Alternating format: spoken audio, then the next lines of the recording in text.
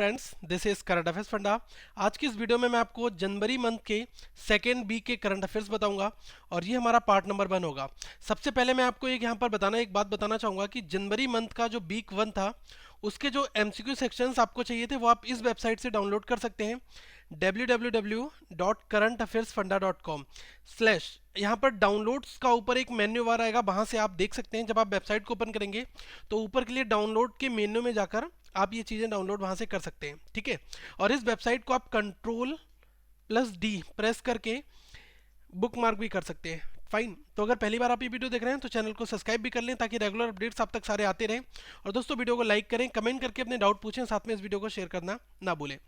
सबसे पहले क्वेश्चंस की ओर मूव करते हैं। इसमें कहा गया है which country is setting up the world's highest altitude gravitational beep telescope in Tibet. देखो, क्वेश्चन ये पूछा जा रहा है कि बीप टेलीस्कोप कौन सा कंट्री जो है वो हाईएस्ट एल्टीट्यूड ग्रेविटेशनल पोजीशन पर स्टेब्लिश कर रहा है। तो ये कौन कर रहा है? चाइना। फाइन, अब यहाँ से एक क्वेश्चन और बनता है कि ये किस लिए हो रहा है। ये हो रहा है जो भी बिग बैंग थ्योरी थी उसको और ज़्यादा एक्सपेंड किया जाए, उसको और ओपन किया जाए, इसलिए चाइना ने बेप टेलीस्कोप जो है वो तिब्बत में लगाई है, ठीक है। और इसको कोड, इसका एक कोड है, जो इसका कोड का नाम क्या दिया गया है तो आप यहाँ पर नोट डाउन कर लो।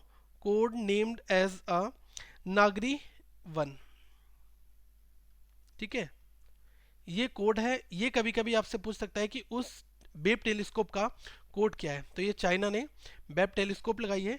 बिग बैंग थ्योरी क्या थी बेसिकली, इसमें ये बताया था कि अर्थ का फॉर्मेशन, मतलब कि एक तरह से दुनिया कैसे बनती है। बताया था एक बड़ी सी गैलेक्सी थी, ब्लास्ट हुआ, तो वो सारी चीज़ें यहाँ पर बताई गई। जब मैं ज्योग्राफी के लेक्चर्स आपको दूंगा तो वहाँ पर कंप्लीटली डिस्कशन करेंगे हम बिग बैंग थ्योरी के ऊपर। तो अभी के लिए बस इतना ही। नेक्स्ट क्वेश्चन की अगर मैं बात करूँ तो इसमें पूछा गया है आपसे कि who is named as a international event ambassador of a Mumbai marathon. आपको बताना है कि मुंबई मैराथन का इंटरनेशनल इवेंट एम्बेसडर जो है वो किसको बनाया गया, उस पर्सन का आपको नाम बताना है। तो ये है डेविड रुदिशा, ठीक है, ये पर्सन का नेम है। अब यहाँ पर अगर मैं आपको एक चीज़ बताना चाहूँ कि ये कहाँ के हैं, सबसे पहली चीज़ तो ये है केन्या, ठीक है, नोट डाउन कर ले हम, केन्या। फाइन, और दूसरी चीज़ क्या है कि इन्होंने 800 मीटर में 2012 और 16 में ओलंपिक के चैंपियन भी रह चुके हैं। तो ये काफ़ी इंपॉर्टेंट है। और ये जो इंटरनेशनल इवेंट एम्बेसडर इनको बनाया गया है मुंबई मैराथन का, ये 14th एडिशन है मुंबई मैराथन का। तो ये भी आप साइड में नोट डाउन कर लें, 14th edition of Mumbai marathon. Fine, तो ये क्वेश्चंस आपसे पूछे जा सकते हैं। सेकेंड क्वेश्चन, नेक्स्ट क्वेश्चन की यहाँ पर हम बात करते हैं। इसमें पूछा गया है free charge tie up with which retail chain company for cashless grocery payments. आपको बताना है कि फ्री चार्ज ने अभी हाल ही में टाई अप किया है कौन सी रिटेल चेन कंपनी के साथ में कैशलेस ग्रोसरी पेमेंट्स के लिए। अब देखो क्या है कि फ्री चार्ज का एक टाई अप हुआ है, एक रिटेल चेन कंपनी है, उसका नाम आपको बताना है। ये टाई अप का मोटिव क्या है कि कैशलेस पेमेंट्स हो सके। ये बेसिकली जो भी वेबसाइट है वो ग्रोसरी इनेबल्ड वेबसाइट है। यहाँ पर आपको जैसे बेवरेजेस, ठीक है, कोल्ड ड्रिंक काइंड ऑफ, ये सारी चीज़ें इस पोर्टल पर मिल सकती हैं। तो फ्री चार्ज का टाई अप अभी हुआ है किसके साथ में? 24/7 इस वेंचर के साथ में ये टाई अप हुआ है, ठीक है। और इसमें क्या है कि जो कैशलेस पेमेंट्स हैं उसको बढ़ावा देना, इस वजह से ही कि लोग कैशलेस ट्रांजेक्शन्स करें, जैसे कि ई पेमेंट्स जिसको हम कहते हैं। तो ये फ्री चार्ज ने 24/7 के साथ में टाई अप किया है अभी हाल ही में। नेक्स्ट क्वेश्चन की अगर मैं बात करूं, इसमें कहा गया है who is the national intelligence director appointed by the United states president Donald Trump. आपको बताना है कि अभी हाल ही में यूनाइटेड स्टेट्स के जो नेशनल इंटेलिजेंस डायरेक्टर हैं इनका अपॉइंटमेंट हुआ है यूएस के जो नए प्रेसिडेंट हैं डोनाल्ड ट्रंप के द्वारा। तो इनका नाम आपको बताना है। ये है दोस्तों डैम कॉस्ट, ठीक है, ये आप नाम यहाँ पर नोट डाउन कर लें। और इन्होंने किसको रिप्लेस किया है? इन्होंने रिप्लेस किया है जेम्स क्लैपर को। ये मैंने सबसे ऊपर इनका नाम नोट डाउन कर दिया है। तो राइट आंसर हमारा ये वाला है। और रिप्लेस किसको किया है इसको मैं अंडरलाइन कर दे रहा हूँ सर्किल में, ठीक है। तो रिप्लेस टू जेम्स क्लैपर। और अपॉइंटमेंट किसका हुआ है? नेशनल इंटेलिजेंस डायरेक्टर के तौर पर ये हुआ है डैन कोस्ट का, ठीक है। नेक्स्ट क्वेश्चन की यहाँ पर हम बात करते हैं। इसमें कहा गया है who is the Portuguese prime minister currently visited India. आपको बताना है कि पुर्तगाल के जो प्रधानमंत्री हैं, प्राइम मिनिस्टर हैं, वो अभी हाल ही में उन्होंने भारत विजिट किया था। तो उनका नाम आपको यहाँ पर बताना है। ये है एंटोनियो कोस्टा, ठीक है, ये आप नोट डाउन कर लें। ये पुर्तगाल के प्राइम मिनिस्टर हैं जिन्होंने भी हाल ही में विजिट किया है भारत में। कुछ और इन्फॉर्मेशन, पुर्तगाल की कैपिटल क्या है, ये है लिस्बन। और करेंसी वहाँ पर कौन सी यूज़ होती है, ये होती है यूरो। और वहाँ के प्रेसिडेंट, राष्ट्रपति कौन है, ये है मार्सेलो रेबेलो। ठीक है, इनका नाम मैंने यहाँ पर नोट डाउन कर दिया है, तो ये इन्फॉर्मेशन भी आप साइड में नोट डाउन करते रहें। अगले क्वेश्चंस की ओर मूव करते हैं। इसमें आपसे पूछा गया है who has appointed as a new chief financial officer of Reliance power. आपको बताना है कि रिलायंस पावर का नया CFO, चीफ फाइनेंशियल ऑफिसर जो है वो किसको बनाया गया। ये नए अपॉइंटमेंट रिलायंस में हुआ है, तो ये हुआ है सुरेश नागार्जुन का। ठीक है, सुरेश नागार्जुन इनका नया अपॉइंटमेंट हुआ है as a CFO, chief financial officer of Reliance power. Next question की यहाँ पर हम बात करेंगे। इसमें कहा गया है फॉर्मर प्रेसिडेंट रोमन हेर्जोग, अभी ये हाल ही में इनका निधन हो गया, तो बहुत इमिनेंट पर्सन भी थे। तो आपको बताना है कि ये किस कंट्री से बिलोंग करते हैं। ठीक है, तो ये किस कंट्री से बिलोंग करते हैं, जर्मनी। ठीक है, जर्मनी से बिलोंग करते हैं। जर्मनी के बारे में भी कुछ हम जान लेते हैं। जर्मनी की कैपिटल है बर्लिन, करेंसी है वहाँ की यूरो, और वहाँ की चांसलर कौन है, जर्मन चांसलर आपने सुना होगा एंजेला मार्केल। बहुत दुनिया की ताकतवर महिलाओं में इनका नाम भी आता है। और प्रेसिडेंट कौन है, जैकब गोइक। ठीक है, ये आप नोट डाउन यहाँ से कर सकते हैं। फाइन, तो ऐसे क्वेश्चंस आपसे एग्जाम्स में पूछे जा सकते हैं। नेक्स्ट क्वेश्चन की बात की जाए, इसमें कहा गया है who is the current ISRO chairman. आपको नए जो करंट इसरो चेयरमैन है इनका नाम बताना है वैसे, क्योंकि जो न्यूज़ रिलेट करती है वो डायरेक्टली यहाँ से न्यूज़ रिलेट करती है। इसमें कहा गया है किरण कुमार जो है वो नए इसरो के चेयरमैन हैं। ठीक है, और कुछ और चीज़ें बताना चाहूँगा कि जो एक क्या हुआ है कि इसरो ने एक अभी टाई अप किया है। ठीक है, इसरो ने टाई अप किया है कि जो एक फ्रेंच की स्पेस एजेंसी है जिसको हम कहते हैं CNES, सीनेस के साथ में। ठीक है, सीनेस के साथ में इसरो का टाई अप हुआ है, और जो भी स्पेस सैटेलाइट है इससे रिलेटेड ही ये टाई अप है। और आपसे अगर पूछा जाए कि फ्रेंच, ठीक है, फ्रेंच स्पेस एजेंसी उसका नाम क्या है, तो ये है द सेंट्रल नेशनल इंस्टीट्यूट्स स्पेटियल्स। ठीक है, ये नाम है, इसको आप नोट डाउन कर लें। ये फ्रेंच स्पेस एजेंसी है और इसके साथ में टाई अप हुआ है इसरो का। तो इसरो के चेयरमैन है किरण कुमार, और ये जो ऑर्गेनाइजेशन है सीनेस, इसके प्रेसिडेंट कौन है, ये है जियान यूप्स लेगल। ठीक है, ये आप नोट डाउन जरूर कर लें। अब नेक्स्ट क्वेश्चन की यहाँ पर हम बात करते हैं। इसमें आपसे पूछा गया है who has appointed to head the Saudi led military coalition. ठीक है, इसका मतलब ये है कि अभी हाल ही में एक गठबंधन हुआ है जो सऊदी अरब की आर्मी है, मिलिट्री ऑर्गेनाइजेशन है, उसके साथ में किस कंट्री के साथ हुआ है, ये बेसिकली एक गठबंधन काइंड ऑफ। ठीक है, तो ये हुआ है आपका पाकिस्तान का, जो पाकिस्तान के राहिल शरीफ हैं। ठीक है, पाकिस्तान के राहिल शरीफ हैं, उनको अपॉइंट कर दिया गया है head the Saudi led military coalition. ठीक है, अब ये ऐसा क्यों हुआ इसके बारे में हम कुछ समझ लेते हैं। जितने भी मुस्लिम कंट्रीज़ हैं जहाँ पर भी मुस्लिम बहुतायत है, मतलब वो काफ़ी मात्रा में रहते हैं, तो वो मुस्लिम कंट्रीज़ हैं, तो उनको किससे बचाया जा सके, उनको जो टेररिस्ट ग्रुप हैं उनसे बचाया जा सके। ठीक है, इस वजह से ही ये गठबंधन हुआ है बेसिकली। तो ये किसके द्वारा होता है, ये IMA, जिसको हम कहते हैं Islamic military counter terrorism coalition है। ठीक है, तो इसमें क्या है कि ये क्या करता है, दैट द प्राइमरी ऑब्जेक्टिव इसका क्या है, to protect the Muslim countries from all terrorist group and terrorist organisations. ठीक है, ये बेसिक मोटो है इस IMA का। फाइन, तो इस वजह से इनका अपॉइंटमेंट हुआ है हेड के तौर पर। नेक्स्ट क्वेश्चन की यहाँ पर हम बात करते हैं। इस क्वेश्चन में पूछा गया है who has won Brisbane women's doubles title.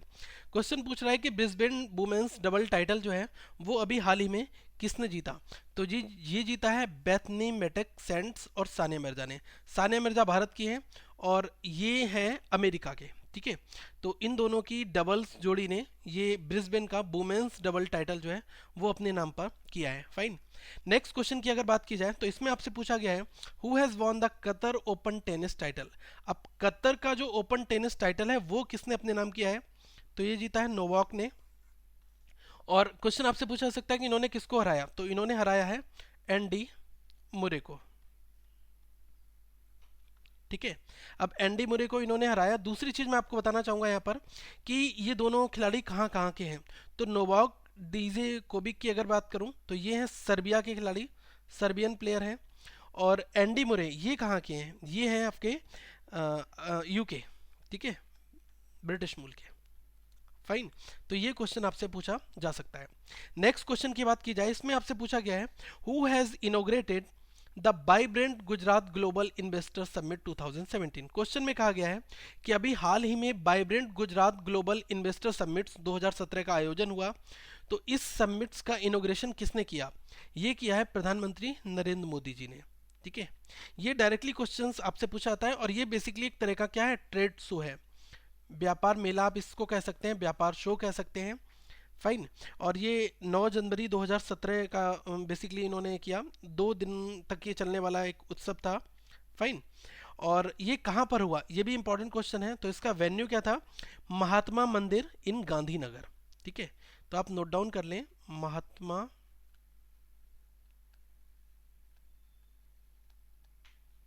मंदिर इन गांधीनगर। ठीक है, और एक चीज़ मैं आपको यहाँ पर अपडेट करना चाहूँगा, प्रधानमंत्री नरेंद्र मोदी जी ने बेसिकली 2 दिन वो यहाँ पर गए, लेकिन ये टोटल जो फेयर है ये कितने दिन तक चला? ये आपका 4 दिन तक चलने वाला vibrant Gujarat global investor summit था। ठीक है, तो ये आप नोट डाउन कर सकते हैं, और 2 दिन के वो गुजरात दौरे पर गए थे, तो ये चीज़ अपडेट कर लीजिएगा। नेक्स्ट क्वेश्चन में आपसे पूछा गया है health minister JP Nadda to launch the measles rubella vaccine to roll out in which state. आपसे क्वेश्चन पूछा गया है। अब देखो, मेसिल्स इसका मतलब होता है खसरा, ठीक है, इचनेस, रूबीला को कहते हैं हम एक तरह से इचनेस। ठीक है, तो खसरा और इचनेस, इसके लिए एक वैक्सीन होती है। तो आपको बताना है कि वो वैक्सीन जो है अभी हमारे यहाँ के जो हेल्थ मिनिस्टर हैं जेपी नड्डा जी, इन्होंने लॉन्च किया है। तो ये किस स्टेट में लॉन्च किया है? तो ये है आपका तमिलनाडु स्टेट। ठीक है, तमिलनाडु स्टेट में भी इन्होंने ये स्कीम, ये वैक्सीन जो है ये लॉन्च किया है। फाइन, और इसमें एज ग्रुप क्या है कि जो 9 मंथ से लेकर 15 ईयर्स ओल्ड लोग बच्चे हैं, उनके लिए ये वैक्सीन लगाई जाएगी, ताकि वो लोग ये खसरा वगैरह जैसी बीमारियों से बच सके। फाइन, और ये क्या है, यूनिवर्सल इम्यूनाइजेशन प्रोग्राम के अंतर्गत आता है, UIP के अंतर्गत। ठीक है, यूनिवर्सल इम्यूनाइजेशन प्रोग्राम के अंतर्गत ये चीज़ आती है। फाइन, एक और क्वेश्चन की यहाँ पर हम बात करते हैं। इसमें कहा गया है कि which state government has issued 11.40 lakh रुपए कार्ड टू फार्मर्स। अभी कौन से राज्य सरकार ने लगभग 11 लाख रुपए कार्ड जो है वो फार्मर्स के लिए डिस्ट्रीब्यूट करने का ये अनाउंसमेंट किया है। ठीक है, तो ये आपको उस राज्य का नाम बताना है। ये क्या है? उड़ीसा ने। फाइन, तो उड़ीसा ने कहा है कि इस वर्ष के मार्च तक वो लगभग 11,40,000 रुपए कार्ड जो है वो फार्मर्स को डिस्ट्रीब्यूट कर देंगे, ताकि वो लोग भी कैशलेस ट्रांजैक्शंस कर सकें। क्योंकि हमारा जो अभी हाल ही में डीमोनेटाइजेशन हुआ था, इसका बेसिक प्राइमरी मोटो क्या था कि हम लोग कैशलेस इकोनॉमी की ओर मूव करें, जहां पर हमें कैश में ट्रांजैक्शन करना है उसको हम लोग ई ट्रांजैक्शंस में बदलें। ठीक है, तो इसमें क्या है कि एक स्टेप लिया गया जिसके अंतर्गत पॉइंट ऑफ सेल मशीन्स जो हैं वो जगह जगह लगाई जाएंगी, जिसके थ्रू फार्मर्स जो हैं वो अपने पैसे भी विड्रॉ कर सकते हैं कार्ड के थ्रू, और बहुत सारी सुविधाओं का लाभ वहाँ पर उठा सकते हैं। ठीक है, अगले क्वेश्चन में आपसे पूछा गया है national conference for e governance to begin in which city. सबसे पहले आपको ई गवर्नेंस समझना होगा कि ई गवर्नेंस क्या है। देखो, गवर्नेंस की अगर बात की जाए तो आप कहते हैं कि एक सरकार चल रही है, एक गवर्नमेंट चल रही है, तो हम लोग गवर्नेंस वहाँ पर समझ जाते हैं। सरकार का जो कामकाज होता है उसको कहते हैं गवर्नेंस। तो अगर बात की जाए जब ई गवर्नेंस की, तो इसका मतलब क्या है कि सब कुछ इलेक्ट्रॉनिकली, जो भी दस्तावेज हैं वहाँ पर, जो भी डॉक्यूमेंट्स हैं वो सारे के सारे इलेक्ट्रॉनिकली सेव हो, सारा का सारा काम डिजिटल मूवमेंट पर हो, तो उसको हम ई गवर्नेंस कहते हैं। तो अभी एक नेशनल कॉन्फ्रेंस हुई है ई गवर्नेंस के ऊपर, तो आपको बताना है कि किस सिटी में हुई है। ये हुई आपकी विशाखापट्टनम में। फाइन, तो ये 3 दिन की एक ई गवर्नेंस कॉन्फ्रेंस थी, तो ये विशाखापट्टनम में हुई। और आपको एक चीज़ बताना चाहूँगा, ये किसके द्वारा ऑर्गेनाइज होती है ये आपको समझना होगा। तो ऑर्गेनाइजेशन का मैं नाम यहाँ पर लिखने जा रहा हूँ, DEITY। ये क्या है? ये है department of electronics and information technology. ठीक है, इसके द्वारा, और साथ में department of administrative reforms and public grievances, जिसको हम कहते हैं DAPRDARPG। इन दोनों की फुल फॉर्म आप नोट डाउन कर लें, मैं यहाँ पर आपको बोल कर बता रहा हूँ, आप साथ में नोट डाउन भी करते रहें। ये है department of electronics and information technology. ठीक है। और सेकंड जो है DARPG, ये है department of administrative reforms and public grievances, ठीक है। ये दोनों ऑर्गेनाइजेशन साथ में मिल करके इस का बेसिकली ये कॉन्फ्रेंस का आयोजन हो सका, ठीक है। अब एक मोस्ट इंपॉर्टेंट क्वेश्चन यहाँ से ये बन सकता है कि थीम क्या है इस वर्ष की, ठीक है। ये जो ई गवर्नेंस पर कॉन्फ्रेंस हुई, इसकी थीम क्या थी? तो थीम थी internet of things and e governance. ये आप जरूर नोट डाउन कर लें, क्योंकि एग्जाम्स में कई बार आपसे थीम पूछी जा सकती है। नेक्स्ट क्वेश्चन की ओर हम मूव करते हैं। इसमें कहा गया है आंध्र प्रदेश जो है वो होस्ट करने वाला है फर्स्ट दिगी धन मेला इन विच सिटी। क्वेश्चन में पूछा गया है कि आंध्र प्रदेश होस्ट फर्स्ट दिगी धन मेला इन विच सिटी। आपको बताना है कि किस सिटी में वो पहला दिगी धन मेला जो है वो लॉन्च करेगा। फाइन, तो ये करेगा आपका विजयवाड़ा में। डायरेक्टली क्वेश्चन आपका यहाँ से बन जाएगा। और वही है, कैशलेस ट्रांजैक्शंस को प्रमोट करने के लिए इस तरह के दिगी धन मेले का आयोजन बहुत जगह होगा, लेकिन फर्स्ट दिगी धन मेले की बात की जाए आंध्र प्रदेश में, तो ये कहाँ पर है? ये है आपका विजयवाड़ा में। फाइन। और साथ में अगर मैं बात करूं कि जो हमारे यहाँ के urban development and information broadcasting minister हैं एम वेंकैया नायडू, और जो आंध्र प्रदेश के चीफ मिनिस्टर हैं एन चंद्रबाबू नायडू, इन्होंने इस मेले का आयोजन किया कहाँ पर? इंदिरा गांधी म्यूनिसिपल स्टेडियम जो है विजयवाड़ा में, वहाँ पर, ठीक है। अगले क्वेश्चन की ओर मूव करते हैं। इसमें कहा गया है 11th annual blind challenge car rally was organised in which city. आपको बताना है कि 11वें नंबर की annual blind challenge car rally जो है उसका आयोजन कहाँ पर हुआ। अब यहाँ पर मैं आपको एक चीज़ बताना चाहूँगा कि जो annual blind challenge car rally ये है क्या, इसमें एक चीज़ है, ये है कि जो भी लोग विजुअली इम्पेयर्ड हैं, जिनको आंखों से दिखाई नहीं देता, तो उनके लिए ये क्या है कि एक रूट वो लोग बता सकें। जैसे कि क्या है कि यहाँ पर मैं एक कार बना रहा हूँ, ठीक है, ठीक है। तो एज्यूम कर लो कि ये एक कार है, तो इस कार में दो लोगों को बैठाला जाता है। पहला जो साइटेड पर्सन है जिसको सब कुछ दिखाई देता है, और दूसरा जो विजुअल इम्पेयर्ड पर्सन है वो। तो क्या हुआ कि जो दूसरा पर्सन वो इसके ड्राइवर के साथ में इसको असिस्ट करेगा, और उसके हाथ में एक बैली होता है, मतलब कि ब्रेली का मतलब मैं आपको यहाँ पर बता रहा हूँ। ये एक ऐसी चीज होती है जिसमें उभरे हुए अक्षर लिखे होते हैं, और ये अक्षर विजुअली इम्पेयर्ड जो लोग हैं वो पढ़ सकते हैं। तो ये लोग पढ़ने के बाद रूट बता सकें, इस वजह से ही ये एक ब्लाइंड चैलेंज कार रैली होती है, जिसमें इन लोगों को भी एक तरह का अवेयरनेस पता चले। तो इस वजह से ये रैली का आयोजन होता है। अब सबसे इंपॉर्टेंट चीज यहाँ पर क्या है कि ये किसके द्वारा ऑर्गेनाइज किया जाता है? तो एक ऑर्गेनाइजेशन है अरुषि, ठीक है। अरुषि एक एनजीओ काइंड ऑफ है, तो इसके द्वारा ये रैली ऑर्गेनाइज की जाती है। और इसमें क्या है, जो साइटेड पर्सन होता है वो व्हीकल को ड्राइव करता है, और जो नेविगेटर होता है वो किसके पास होता है? ये होता है ब्लाइंड पर्सन के पास में, ठीक है। जो भी ब्रेली मतलब एक सपोज करिए कि एक पेपर बोर्ड जिसके ऊपर उभरे हुए अक्षर लिखे हुए हों, और उनको पढ़ कौन सकता है? ये एक विजुअली इम्पेयर्ड पर्सन, ठीक है। मतलब कि जो अंधे लोग हैं उनके पढ़ने के लिए उभरे हुए अक्षर होते हैं, उसको हम कहते हैं ब्रेली, ठीक है। तो ये ब्लाइंड चैलेंज कार रैली किसके द्वारा ऑर्गेनाइज हुई? आरुषि एनजीओ के द्वारा, ठीक है। अगले क्वेश्चन की ओर मूव करते हैं। इसमें आपसे पूछा गया है who has appointed as a MD and CEO of SBI pension fund private limited. आपको बताना है कि अभी हाल ही में किसका सीईओ और मैनेजिंग डायरेक्टर की पोस्ट पर SBI pension fund private limited में ये अपॉइंटमेंट हुआ है, ठीक है। तो ये अपॉइंटमेंट हुआ है आपका कुमार शरदानिधु, ठीक है। ये आप नोट डाउन कर लें, डायरेक्टली क्वेश्चन आपका यहाँ से पूछा जा सकता है, इसलिए मैंने यहाँ पर ये नोट डाउन करके रखा हुआ है आपके लिए।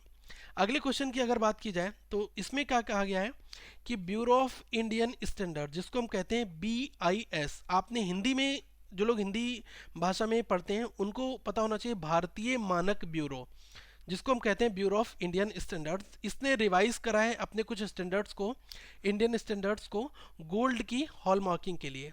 तो जो कि इफेक्टिव कब से होने वाली है? तो ये इफेक्टिव होगी 1 जनवरी 2017 से। तो आप इसको यहाँ पर नोट डाउन कर सकते हैं कि 1 जनवरी से नई गाइडलाइन इसकी इफेक्टिव होंगी। और किसी भी, आपने देखा होलोग्राम लगा हुआ होता है गोल्ड की ज्वेलरी पर भी, ठीक है। तो वो होलोग्राम जो है वो ब्यूरो ऑफ इंडियन स्टैंडर्ड्स, बात की जाए भारतीय मानक ब्यूरो, ये निर्धारित करता है। और अब इनके अकॉर्डिंग क्या है, जो हॉलमार्क ज्वेलरी है गोल्ड की, वो 3 फॉर्मेट में अवेलेबल होगी, ये भी नोट डाउन कर लें। 14 कैरेट, 18 कैरेट और 22 22 कैरेट। ठीक है। और एक चीज़ मैं आपको और बताना चाहूँगा, यहाँ के डायरेक्टर जनरल कौन है ये भी आप नोट डाउन कर लें, ये है अलका पांडा। ठीक है, अलका पांडा, ये डायरेक्टर जनरल है Indian standards, bureau of Indian standards BIS की। नेक्स्ट क्वेश्चन में कहा गया है कि which state government has started India's first student startup and innovation policy. आपको बताना है कि भारत का कौन सा जो राज्य है जिसने अभी भारत की पहली student startup and innovation policy इसको बढ़ावा देने के लिए अभी एक स्कीम काइंड ऑफ लॉन्च की है। ठीक है, तो ये किस राज्य ने लॉन्च किया है भारत की पहली student startup and innovation policy? तो ये लॉन्च किया है गुजरात ने।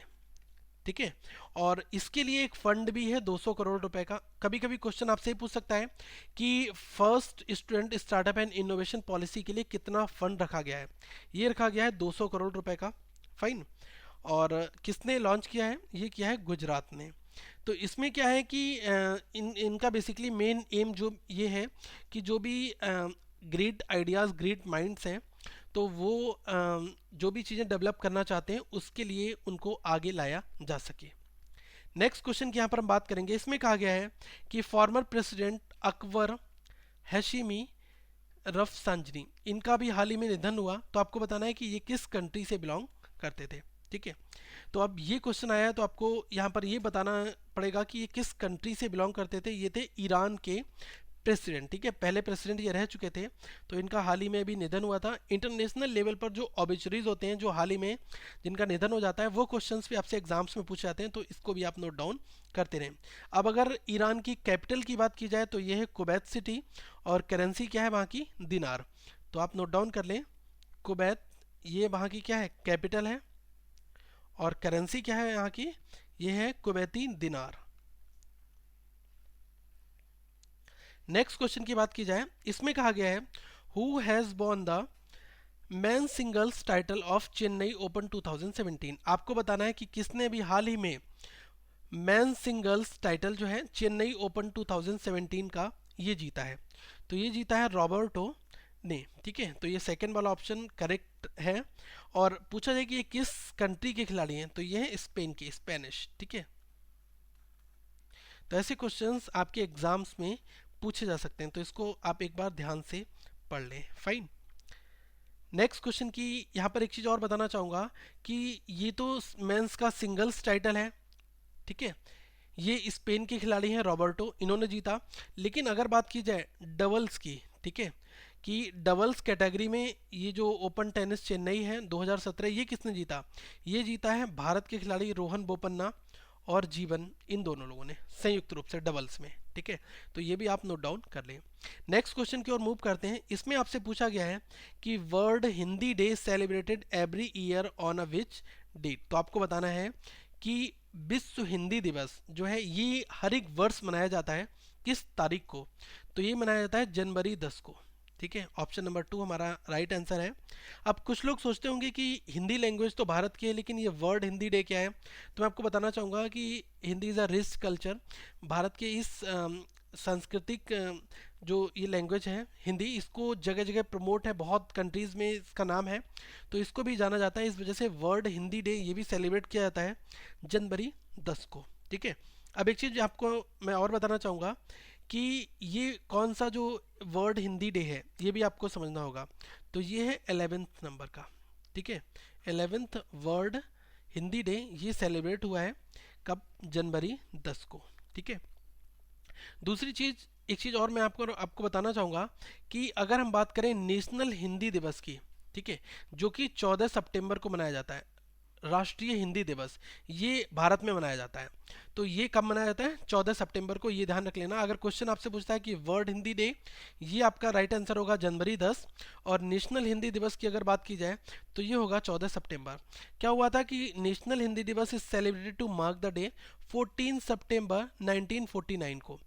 14 सितंबर 1949 को, क्योंकि इस दिन कॉन्स्टिट्यूंट असेंबली ने अडॉप्ट किया था Hindi written in Devanagari script as the official language of the union, संघ की ऑफिशियल लैंग्वेज देवनागरी स्क्रिप्ट के लिए। तो इस वजह से 14 सितंबर 1949 को ये किया था। तो 14 सितंबर को हम क्या करते हैं कि राष्ट्रीय हिंदी दिवस मनाते हैं, नेशनल हिंदी दिवस के तौर पर। और अगले क्वेश्चन की हम बात करते हैं। इसमें कहा गया है who has given an award by the United states embassy for the fight against tuberculosis. अब देखो कई लोग इस वर्ड पर बहुत अनोखे होंगे, तो मैं आपको बताना चाहूँगा टीबी जो होती है उसको ही आप ट्यूबरकुलोसिस कहते हैं, ठीक है। तो आपने देखा होगा जैसे ही टीबी की बात अगर की जाए, ठीक है, क्योंकि एक बीमारी है और इसका प्रचार भारत में काफ़ी लंबे समय से अमिताभ बच्चन जी कर रहे हैं, ठीक है। तो ये अवार्ड जो है किसको दिया गया, अमिताभ बच्चन को दिया गया, ठीक है। अब ये अवार्ड किसने दिया ये भी इंपॉर्टेंट है। ये अवार्ड प्रेजेंट किया गया यूनाइटेड स्टेट्स के जो एम्बेसडर हैं टू द इंडिया, ये है रिचर्ड आर वर्मा, ठीक है। इन्होंने अमिताभ बच्चन जी के लिए दिया। और अगर बात की जाए रिचर्ड आर वर्मा की, तो ये ऑलरेडी इस टीबी से ग्रस्त रहे हैं और ब्रांड एम्बेसडर भी हैं। नेक्स्ट क्वेश्चन की बात की जाए, इसमें आपसे पूछा गया है कि which Indian state union territories government has launch India's largest public wifi service. अभी हाल ही में भारत के कौन से राज्य ने भारत की सबसे बड़ी पब्लिक वाईफाई सर्विस जो है वो लॉन्च की है। तो ये हुई है, ऐसा मत ही कि दिल्ली में, आप समझ लेना कि दिल्ली में लॉन्च हुई है, अभी दिल्ली में होना बाकी है, क्योंकि केजरीवाल जी की सरकार ने अभी दिल्ली में पब्लिक वाईफाई सर्विस तो लॉन्च नहीं की है। तो कुछ लोग दिल्ली को ना लगाएं ऑप्शंस। मैं बताना चाहूँगा ये है करेक्ट आंसर, इसका है महाराष्ट्र। महाराष्ट्र में फडणवीस, देवेंद्र फडणवीस जो हैं ये वहाँ के चीफ मिनिस्टर हैं। तो इन्होंने पब्लिक वाईफाई सर्विस जो है वो लॉन्च की है। ये भारत की सबसे बड़ी पब्लिक वाईफाई सर्विस है। इसका नाम दिया गया है मुंबई वाईफाई।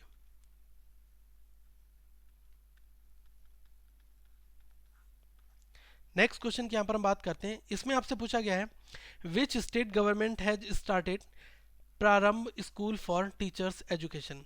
अभी किस स्टेट गवर्नमेंट ने प्रारंभ स्कूल फॉर टीचर्स एजुकेशन जो है ये लॉन्च किया है, ठीक है, ये स्टार्ट किया है। और कहाँ पर किया है, तो ये किया है हरियाणा ने, ठीक है। हरियाणा का एक डिस्ट्रिक्ट है जिसका नाम है झज्जर डिस्ट्रिक्ट। उस झज्जर डिस्ट्रिक्ट के अंदर एक विलेज है जिसका नाम है सिलानी विलेज। उस सिलानी विलेज में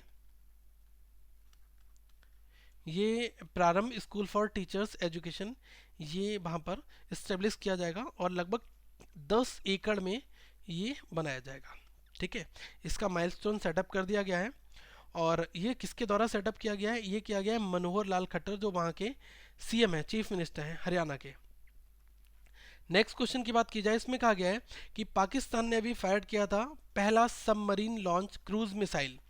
तो आपको नाम बताना है कि उस क्रूज मिसाइल जिसका इन्होंने टेस्ट किया है, तो ये है बाबर 3। ये आप नोट डाउन कर लें, डायरेक्टली क्वेश्चन यहाँ से पूछा जा सकता है, ठीक है। और ये न्यूक्लियर कैपेबल है कि परमाणु क्षमता भी है, क्योंकि ये परमाणु हथियार ले जा सकती है ये सबमरीन।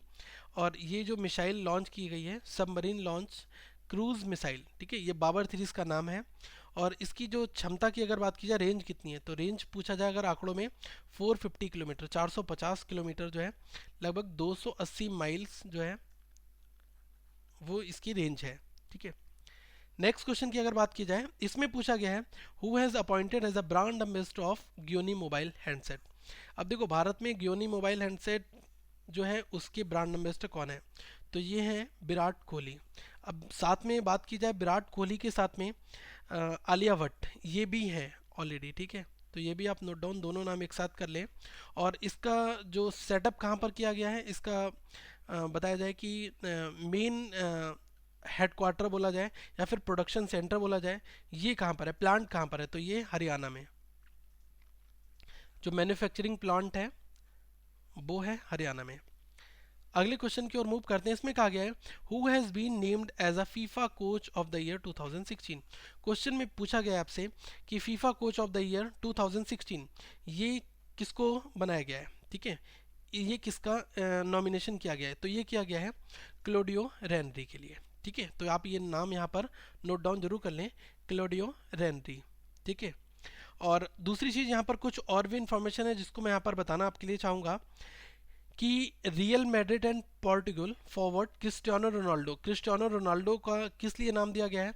ये world's best player at the inaugural best FIFA football awards in Zurich, ठीक है, जो अभी हाल ही में ज्यूरिच स्विट्जरलैंड में हुए हैं, ये फीफा फुटबॉल अवार्ड्स। तो उसमें जो FIFA coach of the year 2016 ये किसको दिया है? क्लोडियो को। और best player at the inaugural best FIFA ये किसको दिया गया है? क्रिस्टियानो रोनाल्डो को, ठीक है।